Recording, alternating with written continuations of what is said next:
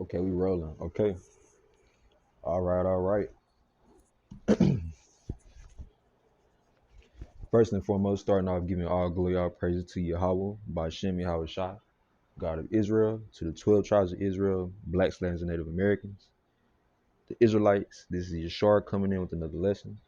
Salakia. Next up, giving all we wanna give double honors and salutations to the elders and apostles of Great Millstone. For sure can't forget about that. As well as to you Akuns and Aquas out there that's pushing this truth and sincerity day by day. But today, man, this lesson is it's a lot, kid, man. It's a little noise in the background. It's some motor to this freezer probably blown out, but it's a lot on that noise. We're gonna keep it pushing. But man, this lesson was based off two conversations that I had. Conversation that I had this morning with a older Israelite lady. Pretty sure she was Judite. Well, she was from New Orleans, so she could have been a Levite. But she could have been anything, you know. But from this morning conversation and from yesterday's conversation that I had with the Russian lady, okay? And so I basically go into the conversation that I had with them and how they motivated me to do a lesson about it. You know, so yesterday I was talking to a Russian lady. I was on my way to work and how did it come about? I forgot. Well, yeah, we was talking. You know, I saw her. You know, sons of God, saw the sons of men, and saw they were fair. So I spit a little game on her, whatever. And I ultimately asked her a question, and this is like the deciding factor. I said, okay, if I ask her this question, I already know this is gonna determine whether I can shoot my shot or not. And I asked her a question like, yeah, where you stay at? Because she asked me where I live, so I asked her back. And she was like, well, me and my family. So like, all right, she got a husband, so I'm not worried about it. But that's besides the point. I'm just, giving the details on the conversation, how it started. And so as I'm talking to her, she was like, do you like Dallas? Do you like staying in Dallas? And I'm like, yeah, it's okay. You know, it gets busy, but it's a lot of good opportunities. And I was like, how about you? And she was like, no, I don't. And remind you, she's Russian. So, she got the accent, I think she said she was Virgin Russia, South Russia. Virgin. I'm trying to do use a little accent again. But she was like, well, I don't necessarily like Dallas. She was agreeing with me like it's busy, it's overcrowded, too much traffic. But then she told me that she came from California. And she said the reason that she moved from California to Texas is because California was just way too expensive for her and her family.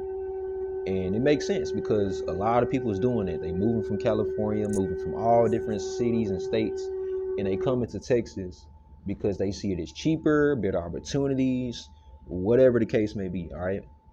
And so, but the main conversation was the one I had this morning.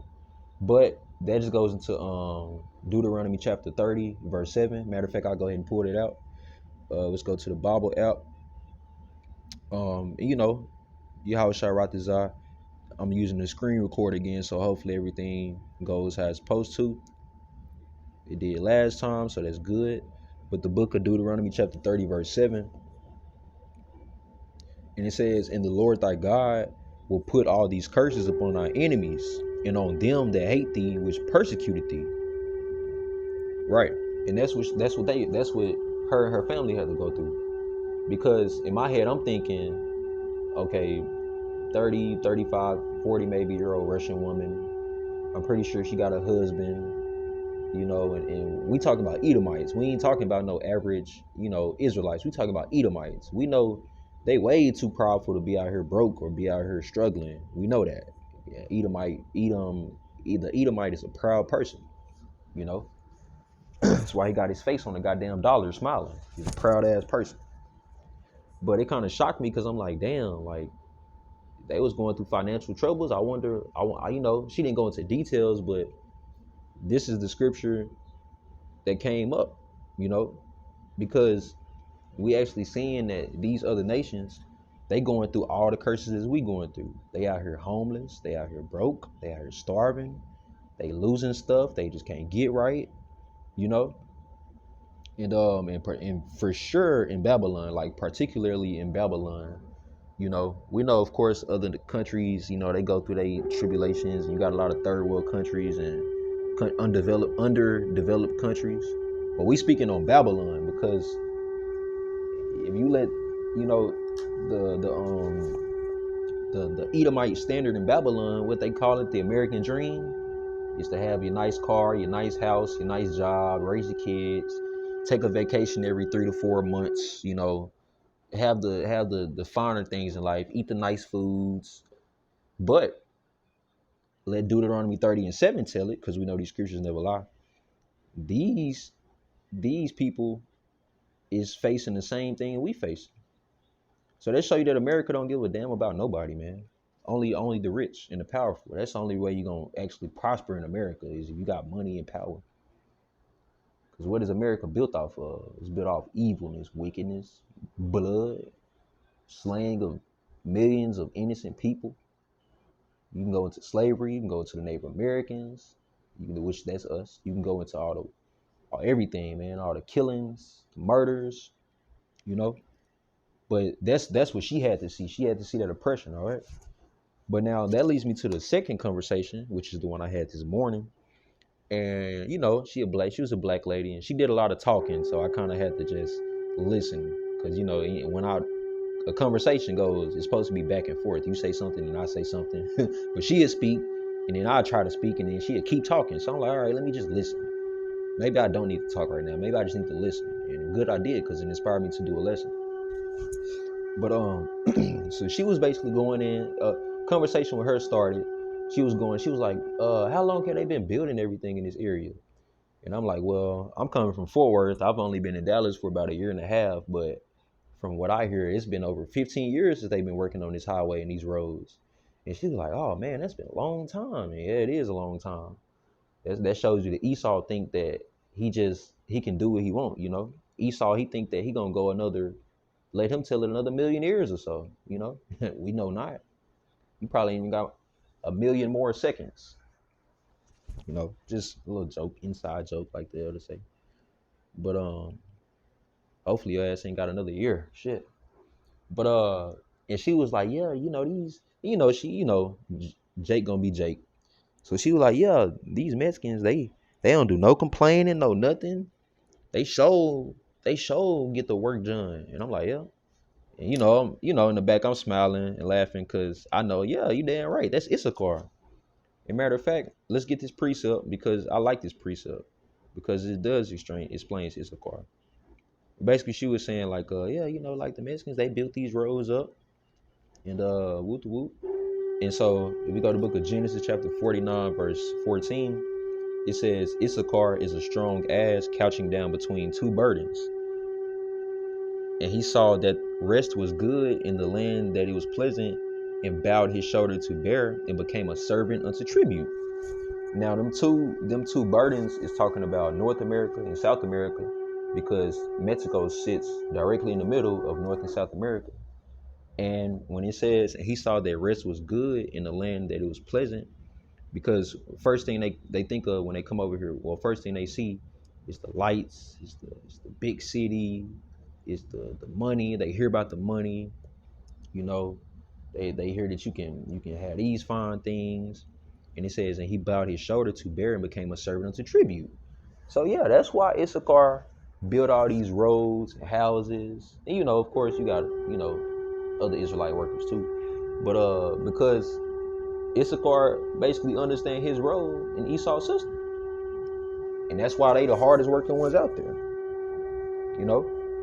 But that's why I like these scriptures, because it's life. It's the book of life, man. You can refer this book to anything you go through in life. I just wanted to get that quick preset. We're gonna go back to the lesson. But so I'm gonna get into it. So but after she said that, she was saying, yeah, and it's been a lot of immigrants coming over here, from different countries. And in Chicago and New York, and I'm thinking in my head, yep, she right, because that did happen. And she was like, yeah, it was like over 100,000 immigrants that came to Chicago, and then they put some on a Greyhound, shipped them to New York, excuse me. And basically she was giving a brief history on what's been going on. And that's what inspired me to do my lesson, okay? So I'm gonna actually stop talking about the conversation that we had, and go ahead and refer to this article that I have on the screen because it actually basically finishes the conversation that we had. So it says in Chicago, I'm gonna bring out two articles. It says in Chicago, a neighborhood of immigrants is conflicted about more arrivals. Okay, it says Brighton Park has taken in immigrants for generations, but residents are split over plans to house migrants in winterized tents on an empty lot. That sounds like death to me, man. That's death. They don't call Chicago the Windy City for no reason. That sounds like that's death to me. Like honestly, it's negative 10 degrees, negative 5 degrees, and 0 degrees. You got kids, you got women and men and pregnant women and all these, and you got people out here in Chicago in the wintertime in tents. That's death to me, you know.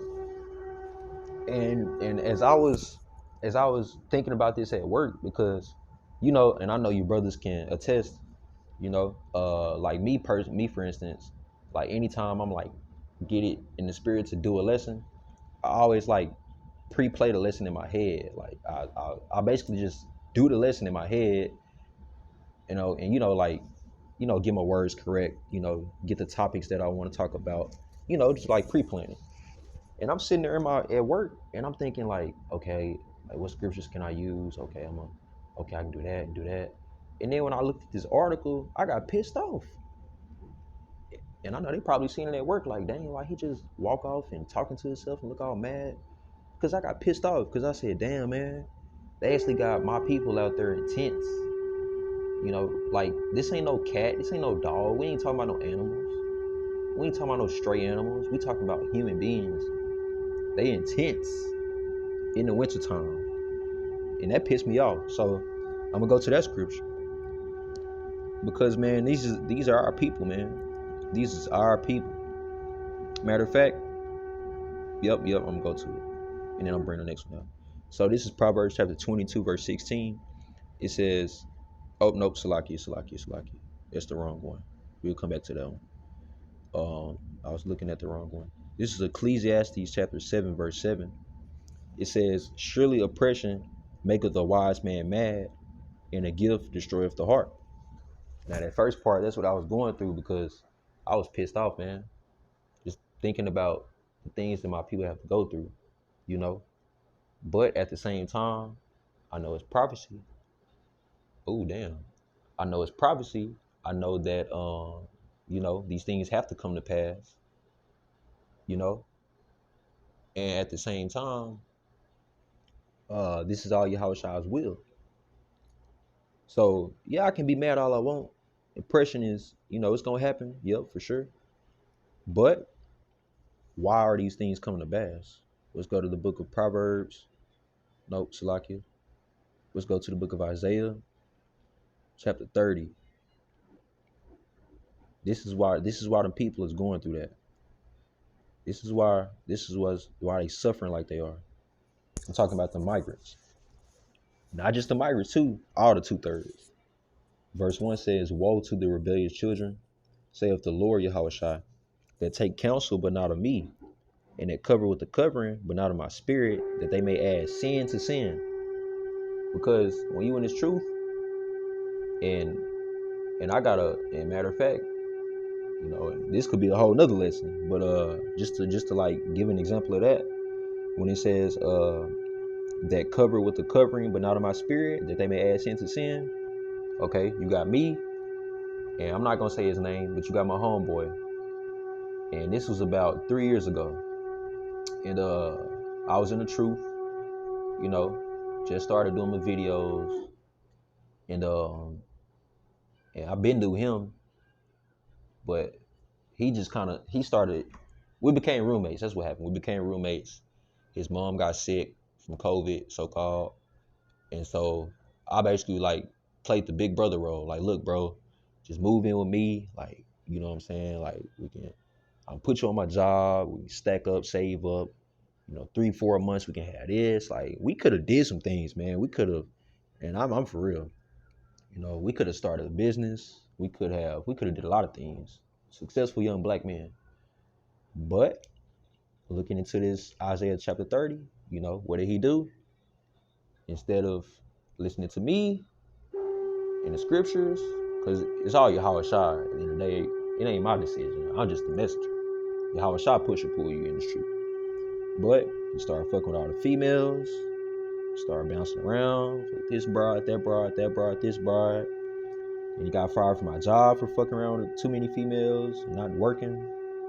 Then you start hanging around his little cousins, start being in the streets, guns, drugs, you know. And I noticed that about 3 months of that, 4 months of that, he started withering away, and his little brother fell up on him too, went into the same shit he was doing. Now, and then I moved to Dallas, so I lost contact with him. Well, I ain't lose contact with him, but I stopped texting him on a regular. But now I look his name up, and now he's facing capital murder, some shit he did with his little brother and with his cousin, when I was just talking about, and they was on that shit 2-3 years ago. And when I saw that, man, that shows you that if you in this truth, you got a hedge of protection on you. If you're not in the truth, you have no hedge of protection.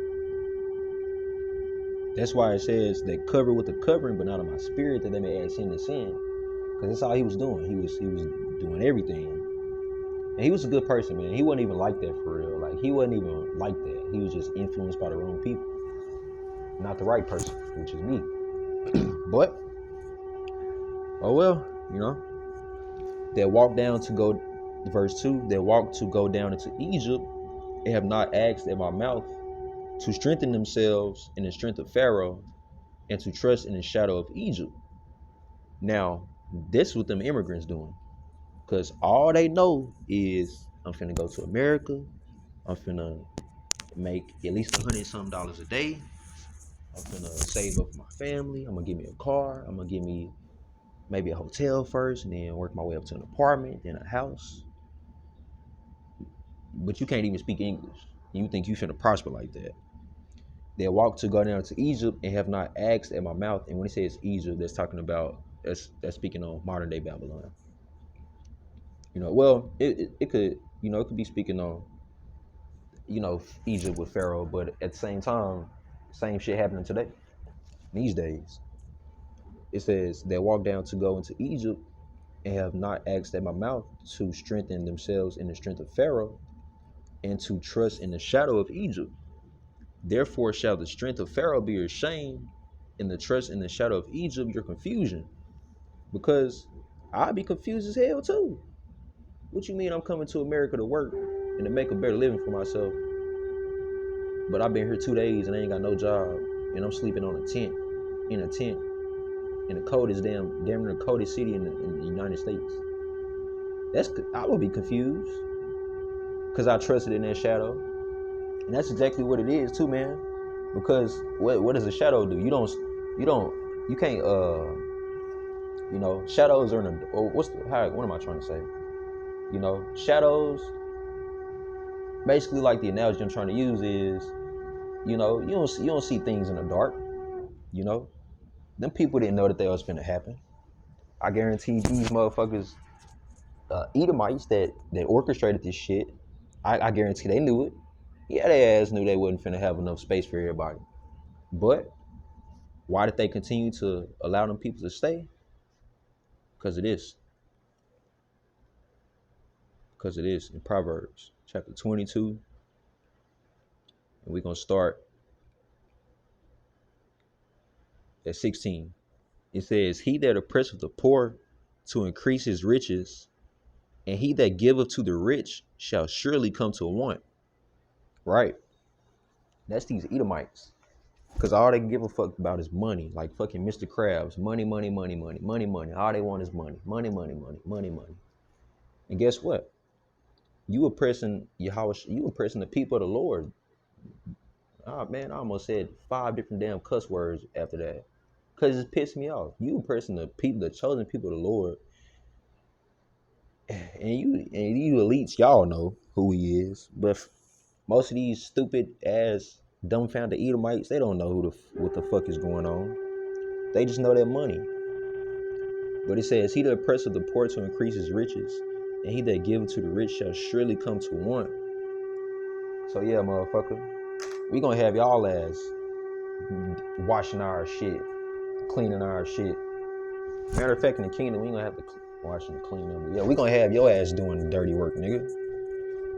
Yeah, your ass gonna wanna break. Your ass gonna be the one. Oh man, I just can't wait till I get a break. Oh, I just, like we say at work, I just can't wait till lunch. Guess what? You Edomites, y'all gonna be on the same shit.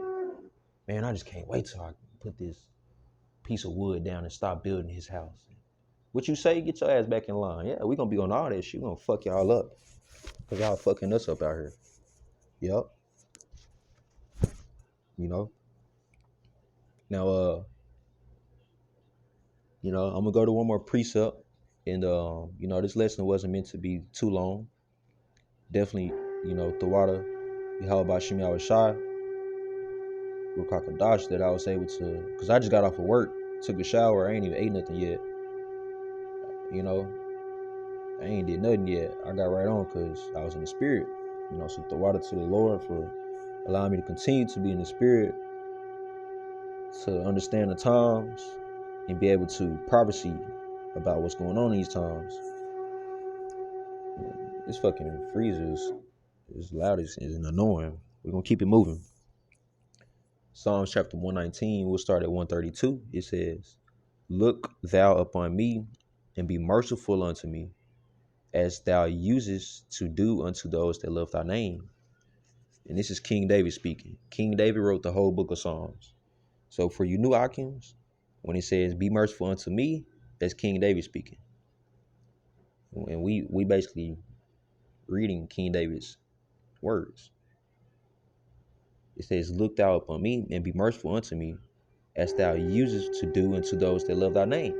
Like our forefathers, Abraham, Isaac, Jacob, Lot, so on and so forth. Order my steps in thy word, and let not any iniquity have dominion over me. And that's what these Edomites trying to establish. They trying to establish this one world order so they can have dominion over everybody. But nope, ain't happening. Deliver me from the oppression of man, so I keep thy precepts. Yep, and that's true. Because man, it get hard out here, man. It get hard out here. And it's so easy to lose faith sometimes. And when I say that, I don't mean like as in fall out the truth. Or what am I saying? I'm sorry. Salaki. Let me reword that. It's so easy to be oppressed out here. It's so easy to what's the word I'm using? What's the word I'm looking for? Excuse me. It's so easy to have your spirit diminished out here, to be in a low spirit, as the word speak on it, say be of I forgot how it goes. Like basically don't be mad when you become into a lower state. Like don't be mad about it. You just gotta deal with it and get up out of it. But it's very easy to be low down here, man, because of everything we go through. From the conversations we hear, to the things we see, to the people that test us and try us every fucking day. That's why I say deliver me from the oppression of man, so I'll keep thy precepts. Because this Bible tells us how to live. The United States government, or United States the Constitution, or the Declaration of not the Declaration of what the hell am I talking about? The Bill of Rights and amendments and all that, basically America's laws. Let that tell it. You can damn near do whatever you want out here. That's not the way of the Lord. Right. It says, make thy face to shine upon thy servant, and teach me thy statutes. Because we're going to be exalted out here, man. That's why I say, what's that scripture? Gold shall be tried in the fire. Let me get that precept real quick. Gold tried in fire. I'm going to get this precept, and then I'm going to finish that in Psalms, and I'm going to wrap it up, because I really don't want this video to be too long. It wasn't meant to be long. Oh, let's see. Okay, I'm gonna read both of them. Fuck. So this is, as you can see, second Ezra 16 and 73. Then shall they be known who are my chosen, and they shall be tried as gold in the fire. Ha ha! Cause we being tried right now through oppressions, through everything, trials and tribulations of life. Cause we gonna be on top of the world, baby. We gonna be the most precious thing you ever seen under Yahweh Bashim Yahweh Shai. Cause we gonna be the we gonna be the elect. You gonna have everything. You standing in awe when you see us. And then Revelation 3:18, it says, I counsel thee to buy of me gold tried in fire, that thou mayest be rich. And then that riches is speaking on, it's not speaking on actual gold, that's speaking on having his wisdom, knowledge, and understanding. That's how you become rich in the kingdom, adding to your spiritual bank account. And white raiment, that's the elect, it's symbolic for the elect, that thou mayest be clothed, and that the shame of thy nakedness do not appear. Right? Because in the kingdom, we ain't gonna have to worry, we ain't gonna have to think, damn, man, I shouldn't have did that, man. Man, I know I was wrong when I did that, man. Man, I shouldn't have, I can't believe I did that a few days ago. Like, man, what was I thinking? We're not gonna have to do all that because we're not gonna have any more sin in us. We're not gonna have no will to sin. So we're gonna have everything we want. And it says to finish up, and anoint thine eyes with eye salve that thou hold on. It says, and that the shame of thy nakedness do not appear, and anoint thine eyes with eye salves that thou mayest see. Yep. And I'll finish in 19. It says, as many as I love, I rebuke and chasten. That's why, when it's true, yeah, we're not perfect, but we worth it. So the Lord gonna chastise you because he love you. He said that's why I say the Lord chastises who he correcteth who he loveth, because we his children. It says, be zealous therefore and repent. And actually damn. Fuck it, I just finished the whole thing. Behold, I stand at the door and knock. If any man hear my voice and open the door, I will come into him and will sup with him and he with me. See, that's me. That's what I did. But if you look at my home, what I was just talking about, Yahweh Shah was knocking right at his door, and he didn't answer it. He let it ring. He let the phone ring. Missed out on the $1 million ticket, which is this truth. It says, to him that overcometh will I grant to sit with me in my throne. Shit, I ain't even got to say nothing on that. You already know what that means. Even as I also overcame and am set down with my Father in his throne. He that had an ear, let him hear what the Spirit saith unto the churches. So you got to have this. You got to be chosen to understand this, man. But we're going to go back to 2nd Ezra. Was that at 16? Let's see.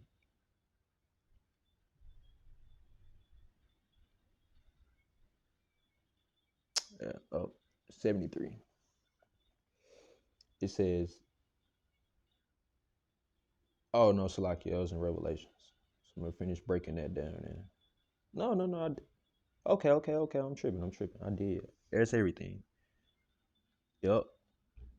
Okay. Because I thought I had some more. Oh, I didn't finish Psalms. That's what it was. Because okay. I didn't finish Psalms. So let me go ahead and finish Psalms. Chapter 119, verse 132 to 138. I'm going to just start back from the top. It says, look thou upon me and be merciful unto me, as thou seest to do unto those that love thy name. Order my steps in thy word, and let not any iniquity have dominion over me. Deliver me from the oppression of a man, so will I keep thy precepts. And then that's us, This is what we should be wanting. We as in the elect of Israel. Make thy face to shine upon thy servant, and teach me thy statutes. That's why we that gold tried in fire. Come out looking marvelous. Woo.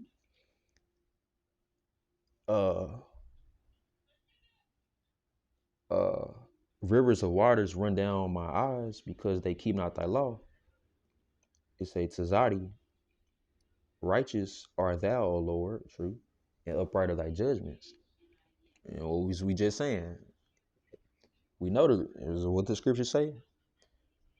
When the when the wise are in rule, the people rejoice. But when the wicked are in rule, the people are mad or angry. It's because the wicked is America. They wicked as fuck. And NATO. Because they all right under America. You know? But the righteous too. Yahweh Bashim Yahweh Shah and his hope and his not his hope and his elect 144,000 because we gonna judge. We gonna be the judges on the earth, new heaven and new earth. Yep. It says, "Thy testimonies that thou hast commanded are righteous and very faithful. My zeal has consumed me because my enemies have forgotten thy words. Thy word is very pure, therefore thy servant loveth it." And I'm gonna stop right there. But so I definitely just spirit came up on me today this morning to go ahead and do a lesson on what's going on out there with our people, you know, and this ain't nothing to play with. Motherfuckers is out here suffering, and just know that that could very well be any one of us, Akims and Akos, brothers and sisters in this truth. Once again, I've been a witness to a testimony, and I've only been in for a short period of time, 4 years, and I've seen some things. I know you brothers out there have been in long can attest. Man, let's just stay diligent in this truth. Call Hawa Yahweh Bashim Yahweh Shah, Bashim Rakakadash. And with that, brothers, sisters, I want to say Shalom.